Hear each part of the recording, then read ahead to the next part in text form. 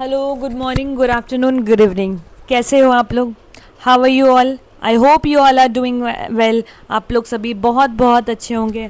मैं भी बता देती हूँ कि मैं भी बहुत अच्छी हूँ। So welcome back to our channel finance career. मैं हूँ रिक्षा सिंघानिया और स्वागत है सबका हमारे चैनल पे। सो प्रीवियस क्लास में हमने क्या डिस्कस किया था? हमने देखा था पावर ग्रिड का कंटेंट के बारे में, सिलेबस क्या है, कैसे अप्रोच करना है एग्ज़ाम को। तो आज हम लोग क्या पढ़ेंगे? आज हम लोग PYQ देखेंगे इंग्लिश का। ठीक है, इंग्लिश का PYQ देखेंगे। अब देखेंगे कि कैसे क्या क्या क्वेश्चन आता है। एक बार आप लोग भी ओवरव्यू लोगे तो आप लोग को भी पता चले PYQ इंपॉर्टेंट है। आपको एग्जाम क्वालिफाई करना है तो आपको मॉक और PYQ तो देना ही पड़ेगा। PYQ क्या है? पहले भी मैंने बताया, संजीवनी बूटी की तरह काम करता है। तो PYQ अगर आपने नहीं लगाया है अभी तक तो PYQ से आप पता कर पाते हो कि लेटेस्ट ट्रेंड क्या है, नहीं है। अगर आपने PYQ अटेम्प्ट नहीं किया तो आपको पता भी नहीं चलेगा कि एग्जाम में कैसे टाइप के पैटर्न आते हैं, क्या क्या क्वेश्चन आते हैं। तो आज हम लोग देखेंगे। ठीक है, चलिए स्टार्ट करते हैं। तो ये हमारा चैनल है फिनांस करियर और 50+ स्टूडेंट्स से भी ज़्यादा हमारे चैनल से जिन्होंने PSU का एग्जाम क्वालिफाई किया वो सारे बच्चे हैं। अभी भी बहुत सारे बच्चे हैं जो क्वालिफाई करते हैं डेली। कुछ कुछ जब भी एग्जाम का रिजल्ट निकलता है तो बोलते हैं कि चैनल पे ही मैसेज करते हैं कि मैम वी सर और ma'am we clear this exam. तो बहुत अच्छा लगता है जब स्टूडेंट हमारे चैनल से पढ़ के कुछ अचीव करते हैं। तो भी हमें भी मोटिवेशन मिलता है कि कुछ नया करने का, कुछ इनोवेटिव करने का और एफर्ट डालने का। ठीक है, बढ़ते हैं आगे। This is all about me. I am Riksha Singhania. These all my qualification. और ये हमारा चैनल है। Join our Telegram channel, Instagram channel, LinkedIn channel, Facebook channel. अगर आप चैनल ज्वाइन करते हो आपको अपडेट मिलता है एज सुन एज पॉसिबल।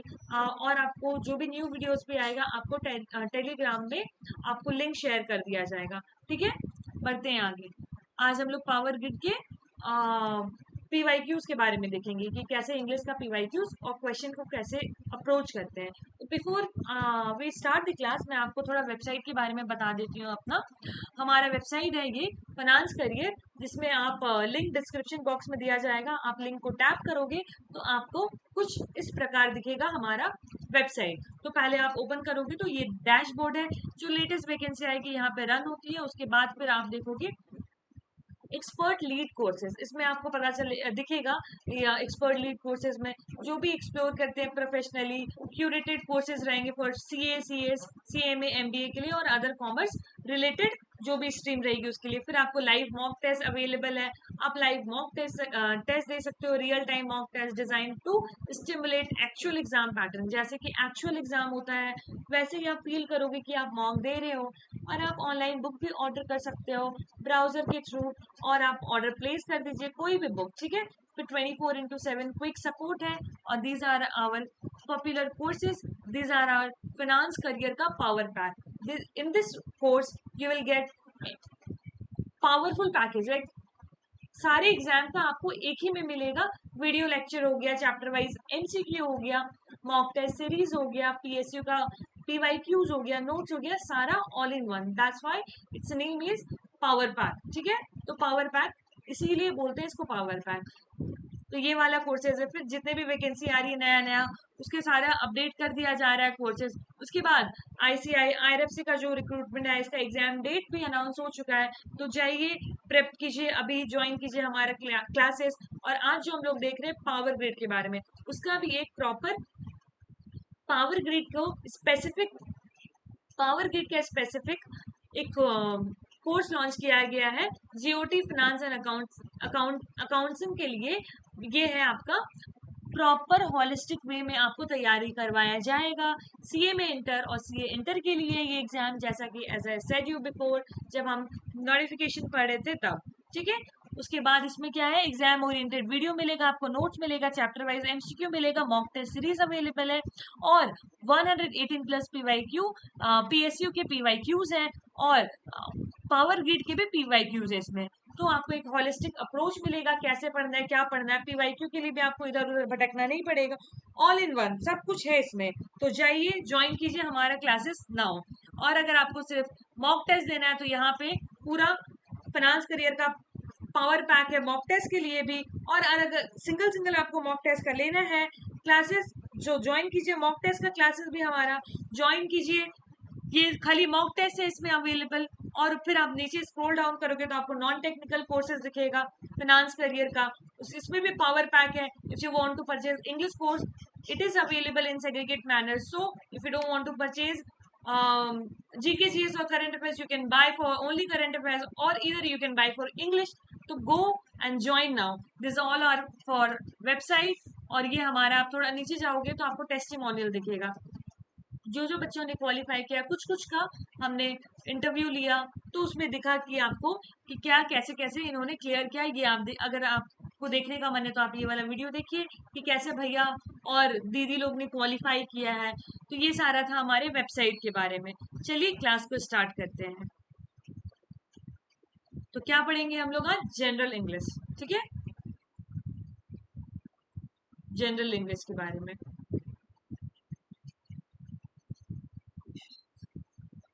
जो कल मैंने आपको बताया था कंटेंट, उसी से रिलेटेड क्वेश्चन है। आप ये प्रॉपर PYQ है। देखिए ये पूरा नॉन, ऊपर टेक्निकल हो गया, यहाँ से स्टार्ट हो रहा है नॉन टेक्निकल। तो स्टार्ट करते हैं। तो पहला क्या है, क्वेश्चन पढ़िए। Select the incorrect word, incorrect spelled word, necessary, compulsory, mandatory, obligatory. तो इसमें ऑप्शन दिया हुआ है, you don't have to see the option, आपको अपने से अटेम्प्ट करना है। You have to attempt, you have to attempt. ठीक है, ट्राई कीजिए। कौन सा स्पेलिंग इनकरेक्ट होगा? कौन सा स्पेलिंग इनकरेक्ट है बताइए। Here you can see there are 4 options, and in first option necessary, second is compulsory, third is mandatory, fourth is obligatory. तो आपको देख के ही पता चल रहा है यहाँ पे नेसेसरी में एक एस मिसिंग है। क्या है? नेसेसरी। नेसेसरी का स्पेलिंग ये होता है, मैंने आपको बहुत बार बोला नेसेसरी पूछा जाता है, पूछा जाता है। ठीक है, हर एक एग्जाम में नेसेसरी एक ऐसा वर्ड है कि पूछा ही जाता है। तो मीनिंग इसका क्या हो गया? जरूरी, जरूरी। और या फिर बोल लीजिए रिक्वायर्ड, रिक्वायर्ड। नेसेसरी मतलब क्या हो गया? ये हो गया। कंपलसरी का मतलब क्या हो गया? जो करना ही पड़े, फोर्सफुली रिक्वायर्ड है। मैंडेटरी मतलब क्या हो गया? कि रूल के अकॉर्डिंग ऑफिशियली रिक्वायर्ड है। Mandatory, this is mandatory. जैसे एग्जाम देने के पहले फॉर्म भरना क्या है? मैंडेटरी है। तो क्या है? रिक्वायर्ड है, फोर्सफुली रिक्वायर्ड है। और ऑब्लिगेटरी मतलब क्या होता है? ड्यूटी या नॉर्मल रिस्पॉन्सिबिलिटी। क्या? ड्यूटी और नॉर्मल रिस्पॉन्सिबिलिटी। ऑब्लिगेटरी मतलब ये हो गया आपका। तो नेसेसरी मतलब क्या बताया मैंने? जरूरी। कंपलसरी मतलब क्या बताया आपको? मजबूरी में करना पड़े, कंपलसरी है ये। मैंडेटरी मतलब रूल के हिसाब से। ऑब्लिगेटरी मतलब मोरल ड्यूटी। तो कंपलसरी हो गया फोर्सफुली, मैंडेटरी हो गया लीगल रिक्वायरमेंट, ऑब्लिगेटरी क्या हो गया? ड्यूटी। क्या हो गया? ड्यूटी। ठीक है, यहां तक समझ में आया? तो नेसेसरी का स्पेलिंग रॉन्ग था, ऑप्शन नंबर 1 इज करेक्ट। ठीक है, अब आते हैं दूसरा क्वेश्चन। तो ये हो गया मिस स्पेल्ड का एक क्वेश्चन। अब दूसरा आते हैं, दूसरा question, second number, question number second.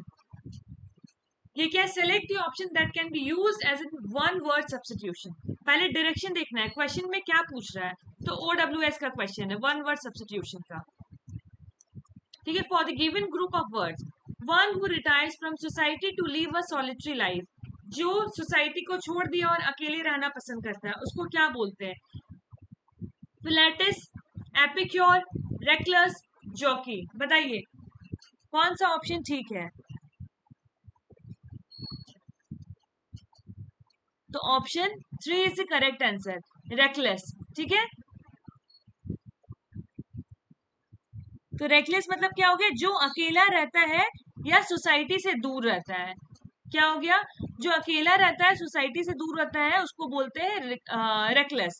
और उसके बाद फिलेटिस मतलब क्या होता है? स्टैम्प कलेक्टर, जो स्टैम्प को कलेक्ट करता है। क्या? स्टैम्प को कलेक्ट करता है, स्टैम्प कलेक्टर, उसको बोलते हैं फिटालिस्ट। और एपिक्योर मतलब क्या होता है? एपिक्योर मतलब होता है गोरमे।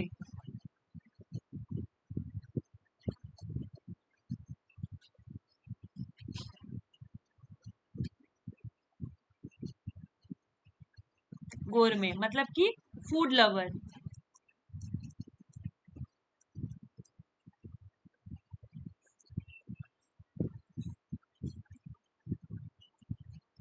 फूड लवर, ठीक है। ये सब क्या हो गया, इसका मीनिंग हो गया। तो ये क्या हो गया, वन वर्ड सब्सटीट्यूशन हो गया, वन वर्ड सब्सटीट्यूशन हो गया। ये बहुत पूछा जाता है। फिटालिस स्टैम्प कलेक्टर, ठीक है, ये याद रखिएगा। एपिक्योर जो सब चीज में मतलब फूड लवर हो, गोरमे हो, और रेकलेस मतलब मैंने बता ही दिया, जो कि जो घर से दूर रहना पसंद करता हो, जो अकेले रहना, सोसाइटी से दूर रहना पसंद। तो ये क्या हो गया, वन वर्ड सब्सटीट्यूशन का क्वेश्चन हो गया। नेक्स्ट पढ़ते हैं क्वेश्चन नंबर 3। क्वेश्चन पढ़िए। Select the most appropriate synonym of the highlighted word in the given sentence. The brave soldier save the town from danger. ये हो गया ब्रेव के बारे में आपको बताना है, ठीक है, ब्रेव के बारे में। तो ये क्या, अंडरलाइन वर्ड। तो ब्रेव का आपको क्या बताना है, पहले डायरेक्शन पढ़ना है। डायरेक्शन क्या है, ये सिनोनिम पूछ रहा है आपसे, मतलब सिमिलर इन मीनिंग। क्या पूछ रहा है, सिमिलर इन मीनिंग, ठीक है। तो बताइए ब्रेव का सिनोनिम क्या होगा। Coward, apprehensive, fearless, prudent. तो ब्रेव मतलब क्या हो जाता है, फियरलेस। तो option 3 is the correct answer. Coward तो इसका अपोजिट हो गया, एंटोनिम हो गया इसका। कावर्ड जो डरपोक है, क्या है, डरपोक है, ठीक है, वो हो गया कावर्ड। अप्रीहेंसिव हो गया, अप्रीहेंसिव नहीं होगा, और प्रूडेंट भी नहीं होगा। तो अब देखते हैं ब्रेव का सिनोनिम क्या होता है। ब्रेव का सिनोनिम क्या हो गया, फियरलेस। और मेरे को कमेंट सेक्शन में बताइए ब्रेव का सिनोनिम और क्या क्या हो जाएगा। फियरलेस हो गया, एक है आपका करेजियस, करेजियस ये हो गया सिनोनिम। दूसरा क्या हो जाएगा, बोल्ड, बोल्ड ये भी सिनोनिम हो जाएगा। डेयरिंग ये भी सिनोनिम हो जाएगा। और वायलिएंट ये भी क्या हो जाएगा, सिनोनिम हो जाएगा, ठीक है। उसके बाद हेरोइक,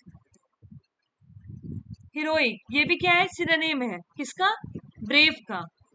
उसके बाद क्या हो जाएगा, इंट्रिपिडेड, बहुत इंपॉर्टेंट वर्ड है ये, क्या, इंट्रिपिड, इंट्रिपिड बहुत इंपॉर्टेंट वर्ड है, ठीक है।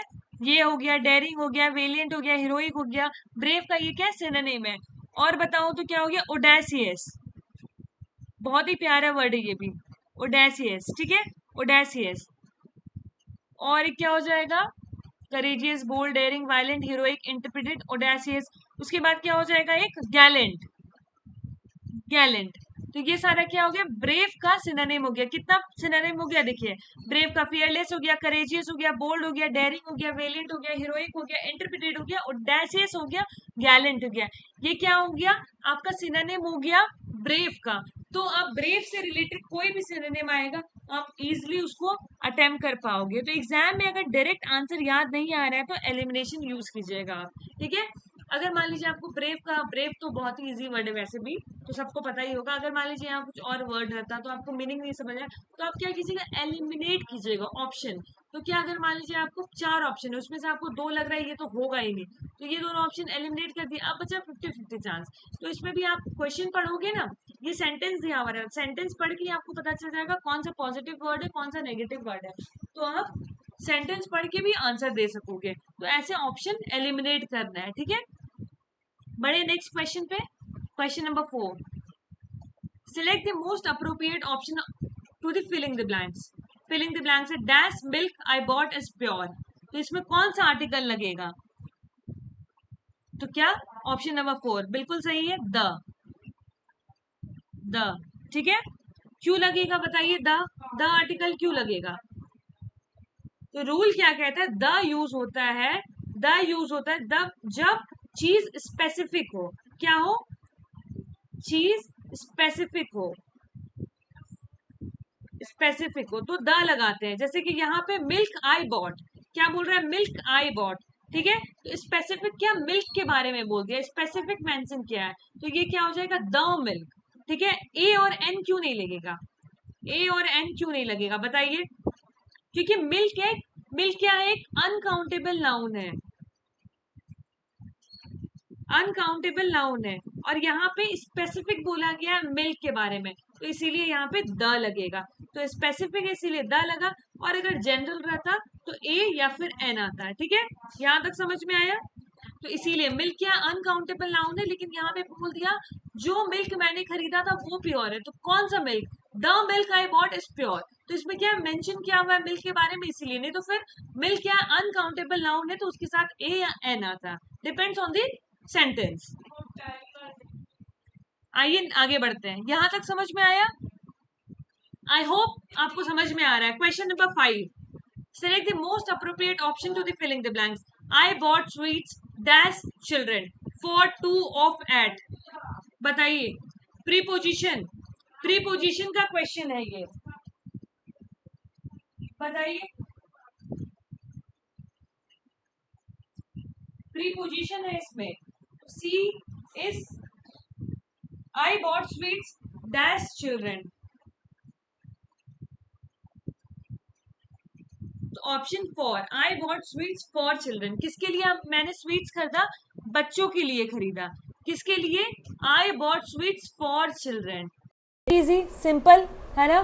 तो फॉर टू तो नहीं लिखा, to children, of children, at children, तो I bought sweets for children, बच्चों के लिए मैंने मीठा खरीदा। अब आते हैं नेक्स्ट, ये क्या हो गया? ईडियम एंड फ्रेजेस का क्वेश्चन है। Given idiom, identify the meaning of the given idiom. Run amok, बताइए इसका मतलब। ऑप्शन पढ़ना है आपको। To avoid someone, to accept gladly, to be in a difficult position, to behave in a wild और unruly manner. बताइए run amok, आपको सुन के कैसा लग रहा है? तो इसमें क्या बोल रहा है, इसका रन अमोक मतलब क्या होता है? Uncontrollable behaviour, uncontrol behaviour. ठीक है, तो इसका मतलब ये होता है। तो ईडियम्स का लिटरली मीनिंग नहीं होता है। जैसे मान लीजिए example, the crowd run amok, sentence बनाएंगे तो क्या बनेगा? द क्राउड रन अमॉक, मतलब क्या हो गया? क्राउड भागे तो अनकंट्रोलेबल हो गया, अनकंट्रोल करना हो गया उनका behave, to behave in a wild और अनरूलरी मैनर। जैसे आप देखेंगे कोई भी सेलिब्रिटी आता है तो क्राउड बहुत ज़्यादा फैल जाता है, तो उसी को बोलते हैं रन अमॉक। ठीक है, यहाँ तक समझ में आया? बढ़ते हैं आगे। क्वेश्चन नंबर 7, सेंटेंस या paragraph are given below in jumbled order, arrange the sentence in the correct order to form a meaningful and coherent paragraph. आपको 5 सेंटेंस दिया गया है, A B C D E, इसमें से आपको एक मीनिंगफुल सेंटेंस क्रिएट करना है। ठीक है, तो पहले आप ऑप्शन देखेंगे, ऑप्शन से एलिमिनेट करेंगे। ठीक है, तो पहला सब में क्या है? सी है। क्या है? तो सेंटेंस अरेंजमेंट क्या रहता है? आपको लॉजिकल फ्लो बनाना होता है। पहले इंट्रो देखेंगे आप, फिर एक्सप्लेनेशन, फिर एग्जाम्पल, या फिर लास्ट में कंक्लूजन दिया रहता है। तो वैसे ही, क्योंकि आपको सेंटेंस अरेंज करने में इजी हो जाएगा, आप इसको समझेंगे। पहले क्या देखना है आपको? इंट्रो देखना है, उसके बाद देख रहे हैं क्या एक्सप्लेन कर रहा है, क्या एक्सप्लेन कर रहा है लाइन, उसके बाद क्या होगा? एग्जाम्पल दिया रहेगा, उसके बाद कंक्लूजन। तो ऐसे आपको सेंटेंस अरेंजमेंट का क्वेश्चन फॉर्म आंसर फॉर्म करना है।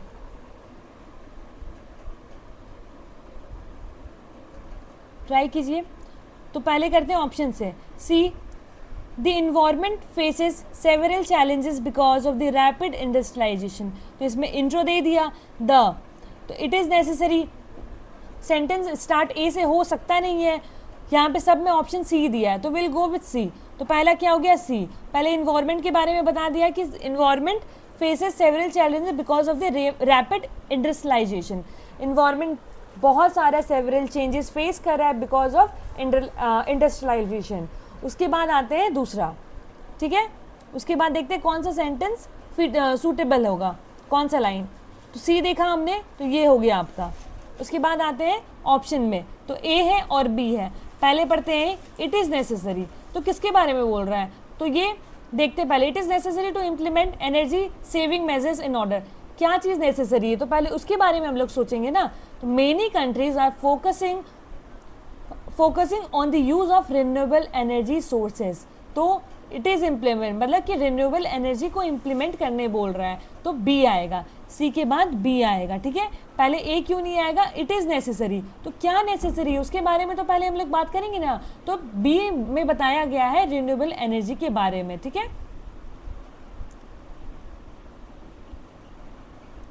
तो ये हो गया रिन्यूएबल एनर्जी के बारे में बोला जा रहा है, तो बी हो गया। उसके बाद देखते हैं कौन सा, तो बी हो गया। इसके बाद फिर आते हैं उसके बाद कौन सा ऑप्शन होगा, तो government and organisation are around the world are working towards cleaner and greener solution. तो पहले क्या हो गया, many countries are focusing on the use of renewable energy sources. उसके बाद क्या वो बोल रहे हैं कि गवर्नमेंट, जो कि गवर्नमेंट है वो बहुत, गवर्नमेंट और ऑर्गेनाइजेशन मिल के देश भर में काम कर रहे हैं क्लीनर एनर्जी और ग्रीन सॉल्यूशन लाने का। तो उसके बाद क्या हो गया, ऑप्शन डी।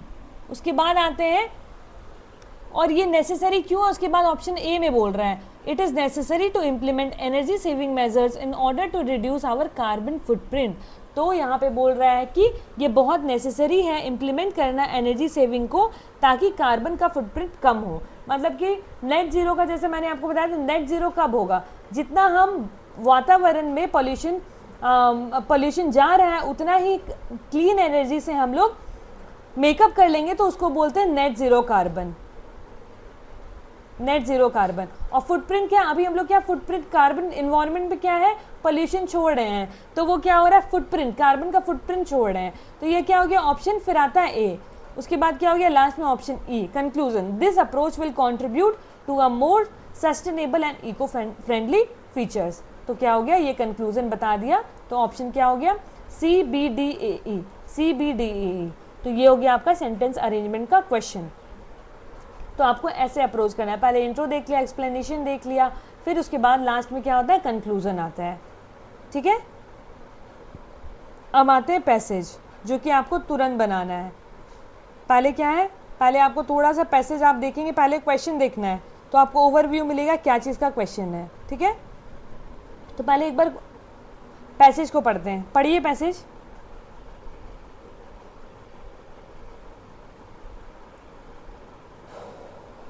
पैसेज पढ़िए, लाइन बाय लाइन पढ़िएगा, ठीक है। यह क्या बोल रहा है passage, beyond being some of the top players in their respective fields, Leigh Wilson and Pipe Buchers and Ilan Meher all share an immense role in helping shape women's sports in 2025. They continue to reshape the narrative around women's sports and are living proof of the positive impacts that came out of social media, amplifying voices, celebrating well-deserved achievements, and most importantly, shedding light on the ongoing challenges that female athletes face even in the era that we live in. For decades, women's sports have continued to struggle for recognition and respect. Historically, sports have been heavily skewed to be focused on men, whether through media coverage, sponsorship, opportunities, or public attention. Female athletes have been left to fight a silent battle. But with the innovative technology that we now have to access to, platforms like Instagram, TikTok, and streaming services such as Netflix have become tools for change. These platforms allow athletes like Leigh Williamson, Peg Buckers, and Ilion Meher to connect directly with fans, share their stories, and use their platforms to promote change, not only in women's sports but advocating for broader social and cultural conversation. I chose these three extraordinary women because of how I view them as a role model, not only for their incredible talent and achievements but also for their courage, kindness, and determination to use their platform to create change, to believe in the power of perseverance and the importance of fighting for what's right both on and off the field. तो इसमें क्या है, women sports के बारे में बता रहा है और सोशल मीडिया कैसे हेल्प किया वो चीज़ों को कन्वे करने के लिए जो एक वुमेन स्पोर्ट्स एथलीट फील करती थी, ठीक है। तो पैसेज का आपको ओवरव्यू पता चल गया क्या है।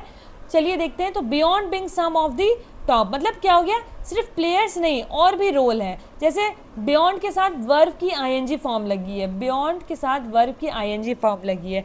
वैसे ही आपको बहुत सारे 2-3 वर्ड दिखेंगे, मैंने बहुत सारे ग्रामर के रूल भी इसमें देखा है। दे शेयर एन इमेंस रोल, कौन, जो एथलीट थी उनको क्या, दे शेयर द इमेंस रोल, तो वो लोग सोशल मीडिया के थ्रू बहुत ज़्यादा रोल प्ले की। यहाँ पे भी देखिएगा आपको यहाँ पे ग्रामर रूल मिले थे, ये सारा आपको यहाँ से भी आपको वोकैब स्ट्रॉन्ग करना है। अगर वोकैब स्ट्रॉन्ग नहीं होगा तो आपको पैसेज जल्दी आप सॉल्व नहीं कर पाओगे, ठीक है। देखिए not only the platform of athletes to मेहर,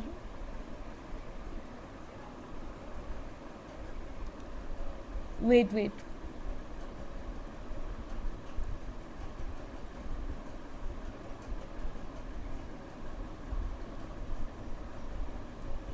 हाँ देखिए ये नॉट ओनली का पेयर बनता है बट ऑल्सो के साथ, तो एक ग्रामर का रूल है, नॉट ओनली अगर आएगा तो नॉट ओनली के साथ बट ऑल्सो भी आता है, बट ऑल्सो, ठीक है। तो ये भी एक पेयर का रूल है। तो आप देखेंगे यहाँ पे ये सारा है। अब देखते हैं क्वेश्चन। परसेवरेंस मतलब क्या है, आपको लगे रहना है, लगे रहना। परसेवरेंस कंसिस्टेंसी रहना चाहिए, कंसिस्टेंसी। तो अगर आपका एग्जाम नहीं क्वालिफाई रहा तो एक ही चीज़ को मेहनत करते रहना, लगे रहना अपने लक्ष्य को, जब तक आपका ड्रीम आपको जॉब नहीं मिल सकता है। तो वो परसेवरेंस है, पेशेंस की बात कर रहे हैं यहाँ पे, ठीक है। अब क्वेश्चन पे आते हैं, क्वेश्चन पढ़िए।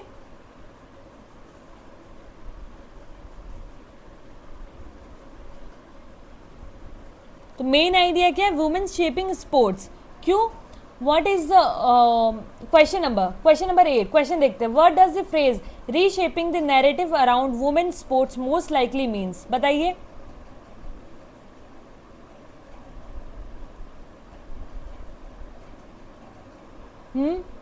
Reshaping the narrative around women sports, क्यों बोल रहा है कि रीशेप किया नैरेटिव वुमेन स्पोर्ट्स को लेके, क्योंकि changing the way women sports and perceive and discuss, मतलब कि वुमेन शेप स्पोर्ट्स, वुमेन ने स्पोर्ट्स को शेप किया।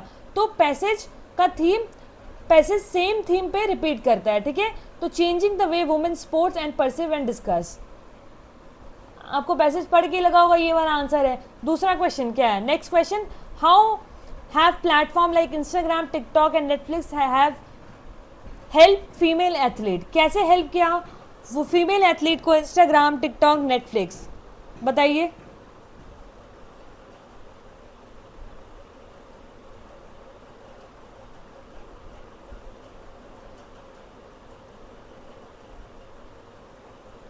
बताइए। By allowing them to connect with fans, shares stories and advocate for changes, जब वो प्लेटफॉर्म पे आई, अपने स्टोरीज बताई, अपने जो भी फील करती है वो बताई, फैंस के साथ अपना स्टोरीज शेयर की, तो सोशल मीडिया ऐसे हेल्प किया फीमेल एथलीट्स को, ठीक है। क्वेश्चन नंबर 10,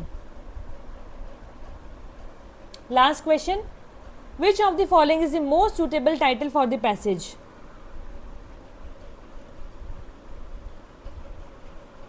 तो पैसेज का टोन क्या था, पॉजिटिव था, इंस्पिरेशनल था, क्या था, पॉजिटिव था, इंस्पिरेशनल था। क्यों था, क्योंकि वर्ड्स लाइक अचीवमेंट हो गया, करेज हो गया, चेंजेस हो गया, ये क्या है, पैसेज को पॉजिटिव बना रहा है। और कैसे वुमेन फीमेल एथलीट अप्रोच की सोशल मीडिया को, कैसे चेंजेस लाया गया, तो उसके बारे में बताया गया। तो which of the following is the most suitable title for the passage, historical perspective on women in sports, no, breaking barrier, the evolution of the women sports, no, the impact of social media on women sports, yes, social media का जो impact हुआ था women athletes में वो देखा गया। तो ये क्या है, मोस्ट सूटेबल टाइटल है पैसेज के लिए। और पैसेज का टोन ही हमने देखा था, क्या था, पॉजिटिव था, अचीवमेंट की बात कर रहा है, करेज की बात कर रहा है, चेंज की बात कर रहा है, तो इंस्पायर भी कर रहा था। तो ये हो गया हमारा पैसेज का टोन। तो ये ऐसा क्वेश्चन आएगा आपको, पूरा 10 क्वेश्चन आएगा आपका इंग्लिश का। तो कुछ इस प्रकार से आपको आएंगे। तो आपने कल जो सिलेबस देखा था, कंटेंट देखा था, उसी के अंडर से क्वेश्चन आए, ठीक है। तो ये सारा चीज़ हमें देखना है। That's it for the today's class. अगर आपको वीडियो अच्छा लगा हो तो वीडियो को लाइक कीजिएगा, चैनल को सब्सक्राइब कीजिएगा और अपने दोस्तों के साथ भी शेयर कीजिएगा, ठीक है। मिलते हैं नेक्स्ट क्लास में। तब तक के लिए कीप रिवाइजिंग दिस सेशन और PYQ अटेम्प्ट कीजिए। PYQs आपको अटेम्प्ट करना है, मॉक लगाना बहुत इंपॉर्टेंट है। PYQs लगाना, मॉक लगाना। अगर PYQs नहीं लगा रहे हैं आप, तो मैं आपको बोल रही हूँ बार बार, वो कैप क्या है, कैसे रिपीट होता है। अगर मान लीजिए इस साल आपको दे दिया रेकलेस वर्ड, तो उसी से रिलेटेड एंटोनिम, सिनोनिम घूम फिर के वही सब पूछते हैं। वर्ड्स तो नए नहीं बनते हैं ना, तो आपको घुमा फिरा के उसी का एंटोनिम या सिनोनिम पूछते हैं। तो अगर मान लीजिए आपने एक वर्ड कर लिया, उससे रिलेटेड 10 वर्ड कर लिया, ऑब्वियसली उसी से रिलेटेड वर्ड आएगा। तो वैसे ही आपको PYQs अटेम्प्ट करना है, ठीक है। यहाँ तक तो मैं बार बार इसलिए बोलती हूँ PYQs अटेम्प्ट कीजिए, लिमिटेड रिसोर्सेज रखिए और मैक्सिमम बार रिवाइज कीजिए। तो क्या है, चांसेस बहुत ज़्यादा बढ़ जाता है एग्ज़ाम क्वालिफाई करने का। तो ये सारा आपने पैटर्न देख लिया PYQ अटेम्प्ट करके कि कैसा टाइप का क्वेश्चन आता है। तो वीडियो अच्छा लगा तो वीडियो को लाइक कीजिएगा। मिलते हैं नेक्स्ट क्लास में, ठीक है।